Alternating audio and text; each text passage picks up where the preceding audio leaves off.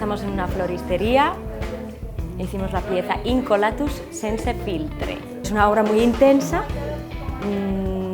pasamos por muchas emociones, por un tipo de viaje, aprendizaje. Hemos querido crear un espacio sensorial en el que invitamos al espectador, cuando entra, a vivirlo desde las sensaciones, que no sea desde el intelecto.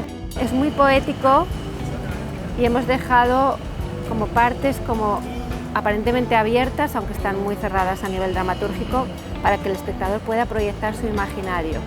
Con lo cual, en la historia también hay una parte del espectador que puede ser muy activa de proyectar lo que está pasando, a nivel de imaginación, de misterio, un poco de magia. Me ha gustado mucho porque combina muy bien los olores, la vista, la música. Es, digamos, una combinación de muchas artes escénicas y eso la hace muy completa. El sonido ambiente que genera, parece que te estén susurrando al oído. El piano y las fotografías me han gustado mucho también, con las plantas. La puesta en escena quizás ha sido lo más interesante, porque había varios puntos, no se hacía muy estático y estaba bastante original.